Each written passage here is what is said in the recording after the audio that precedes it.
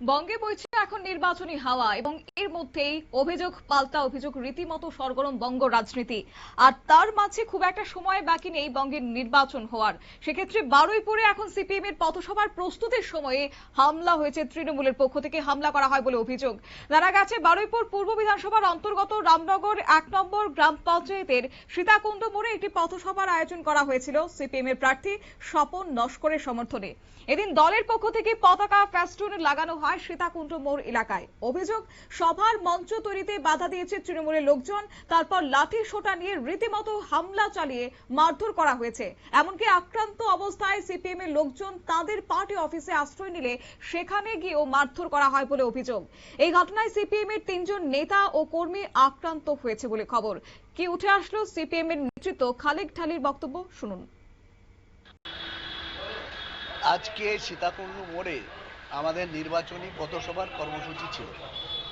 সেই কর্মসূচি অনুযায়ী আমরা প্রথমে 7-8 ছেলে ফ্ল্যাগ লাগিয়ে দিয়েছে। এইবারে মঞ্চটা হবে দুটো তক্তপোষ, পার্টি অফিসের একটা আর একটা তক্তপোষ জোগাড় করে মোড়ের মাথায় যেখানে পথসভা হবে সেখানে লাগানো হয়েছে। আর ওখানে ডেকোরেটর ওখানে ওই মঞ্চের কাজ শুরু করেছে। এমতো অবস্থায় রফিক সাপুইয়ের নেতৃত্বে,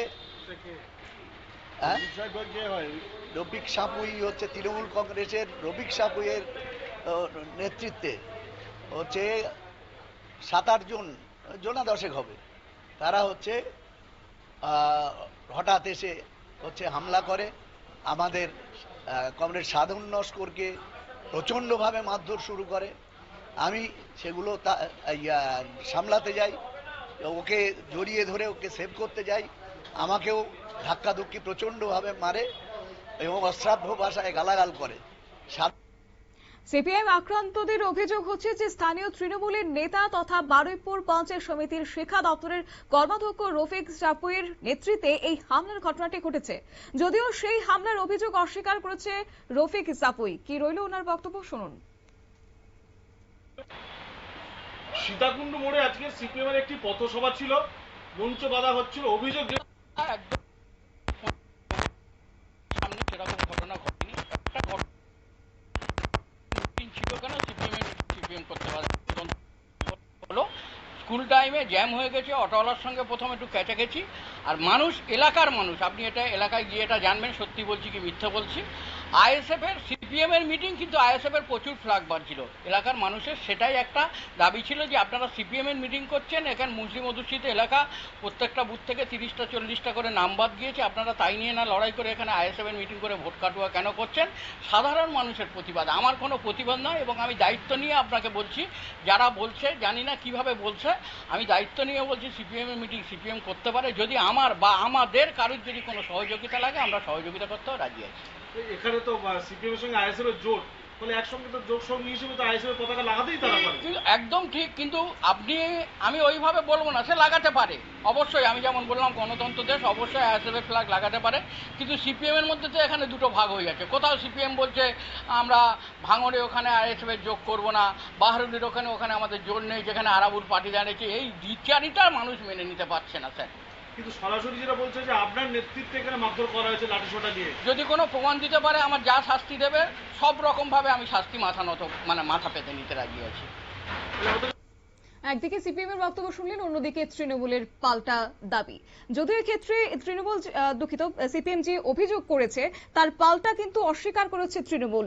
এবার এই প্রসঙ্গে যাব, আমাদের সঙ্গে যুক্ত হয়ে গেছে প্রতিনিধি গোপাল শীল। গোপাল, গোটা বিষয়টা যদি তুলে ধরো। দক্ষিণ 24 পরগনা জেলার বারাইপুর পূর্ব বিধানসভার অন্তর্গত রামনগর 2 নম্বর গ্রাম পঞ্চায়েত সীতাকুণ্ড মোড়ে পথসভার আয়োজন করল বাবুর পক্ষ থেকে। স্বপন নস্করের সমর্থনে এই সমাবেশটি হয়। এদিন দলের পক্ষ থেকে পতাকা ফেস্টুন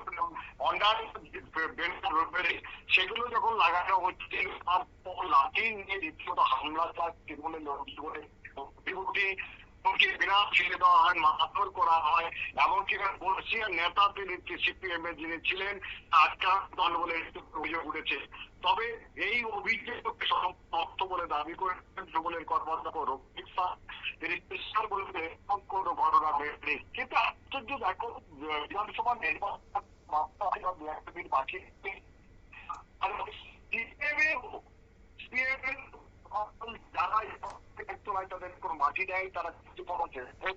গোপাল, নির্বাচনের আগে এই ধরনের উত্তপ্ত পরিস্থিতি, এক্ষেত্রে পুলিশ প্রশাসনের কি পদক্ষেপ?